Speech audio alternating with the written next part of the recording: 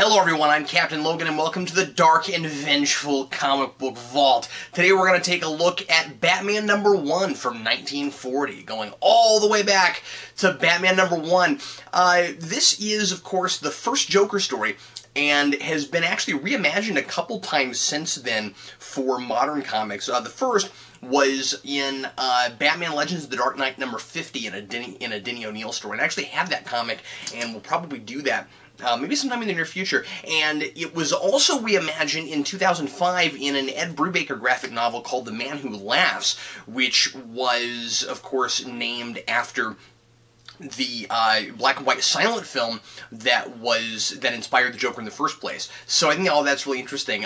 So I thought it might be cool to show you the very, very first Joker story and tell you a little bit about it in case you haven't read it and in case you don't know what was done with it. Now, I have this collected in a hardback book called Batman from the 30s to the 70s, and this is one of those anthologies that's all in black and white, where like the first page of it will be in color just to show you what it looked like, and then the rest of it's in black and white. I actually really like how this story reads in black and white. It's, of course, the early days of Batman. It's supposed to be a pretty dark kind of detective story, and considering the themes of the story, I actually kind of like it in black and white, and but that's just my 2 cents. So anyway, obviously you're going to be seeing black and white art here, but it was originally, of course, published in color. So anyway, basically this is where the famed Joker killing people with smiles on their face comes from, and it's pretty amazing, 70 plus years after this, that so much of what the Joker was when he started has actually been retained through his various incarnations.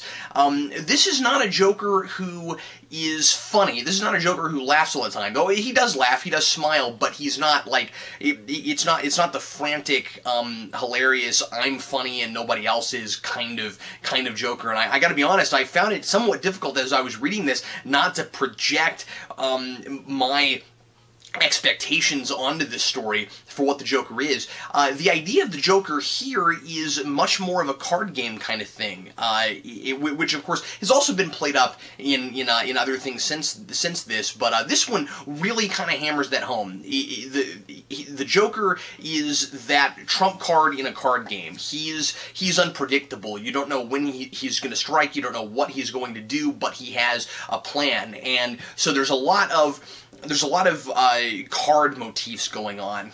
When Batman and Robin spring a trap on him at the end, Robin says, "I'm the ace in the hole," and so the whole thing is played up like a complex card game. And the Joker's whole plan is to kill some of the most important wealthy people in Gotham and steal their most prized possessions. He steals a ruby, he steals a diamond, and he's killing people like judges.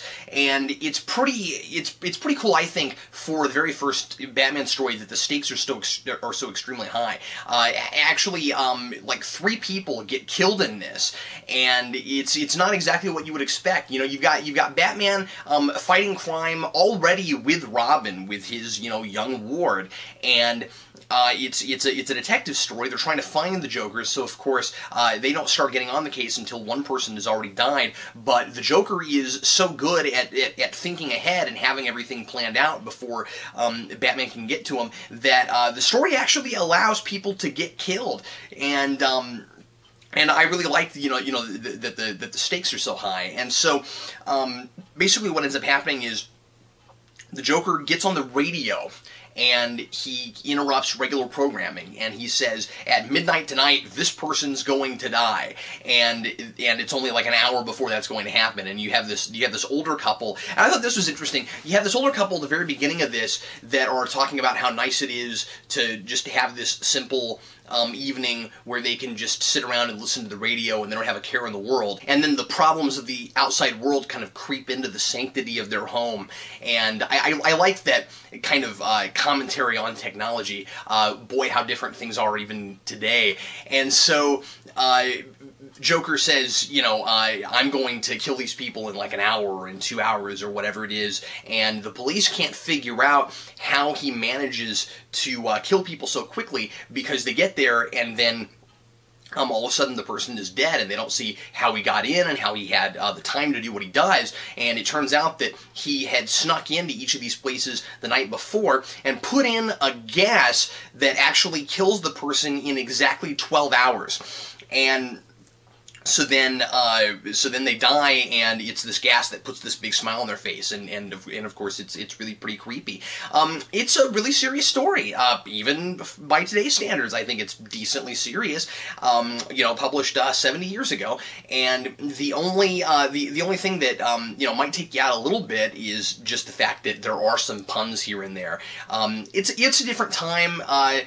I think the definition of clever has maybe changed a little bit over time in this country, and it's just some people. I still can appreciate a good pun, but maybe not in such a serious context. And so there's one place that I found to be a groaner in particular, and again.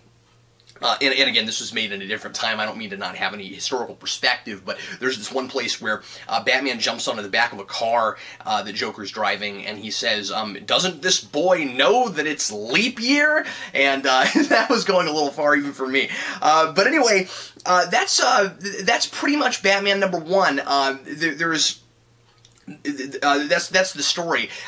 There are some pretty cool, clever things, like Batman like treats Batman and Robin's shoes, the bottom of them, with the substance that that leaves behind a residue that you can see with infrared light. A little ahead of its time. I like that that's in there. And so Robin inevitably, of course, gets kidnapped by the Joker at one point, because what's the point of a sidekick if he doesn't get kidnapped? And Batman actually follows his footprints with the infrared light. This is going to be maybe somewhat of an odd thing to bring up, but I was sort of surprised by it. I like that that a lot of the lettering is actually kind of a part of the artwork, not in like the Todd McFarlane kind of way, but just that like different words have kind of different typefaces, and like Batman and Robin each kind of have their own, and they're like big and bold and branded, and I kind of like that. The one for Batman actually looks quite a bit like the logo from The Batman, from the cartoon series from the early 2000s, and I wonder if that's where they got this, if they went back to some of these old comics and they actually designed their logo around that. I think that's really, really interesting. But anyway, sometime down the road, like I said, I'd like to do those other two stories that were kind of revisits of this and see how they reimagined it.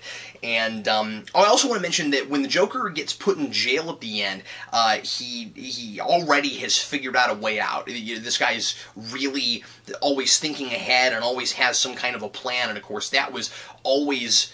That has really remained with Joker as time's gone on. The scariness of a psychotic madman who loves to kill and does it pretty much mostly for sport, and he also is absolutely brilliant and a genius, and that's what makes him so frightening. I think this first Joker story tells you everything you need to know about why the character has stuck around, because I think that a lot of what makes him such a great nemesis for Batman is already there right from the get-go. The only other thing I just remembered that I wanted to mention is that the Joker here is also a master of disguise, which I think is kind of interesting and not really something that you see a whole lot anymore. He actually dresses up like the police chief and is talking to a judge that he wants to kill, and the judge actually buys that he's the police chief. He's that good at it. And I like that he's constantly smiling even when he's pretending to be the police chief, and he actually has like a smile pasted on top of his other smile. It's really interesting. If you find this in a reprint or a trade, you should really take a look at it. I think it's absolutely fascinating from a comic book historical perspective. Well, anyway, thanks a lot for watching the Comic Vault. Hope you enjoyed it. And if there's anything you'd like to see me review down the line that you might have and I don't, and you'd like to let me borrow it, or you want to send me something, feel free to send anything to the Comic Book Vault. That's Geekvolution, P.O. Box 14183, Lenexa, Kansas 66285. And I'm Captain Logan, and happy reading.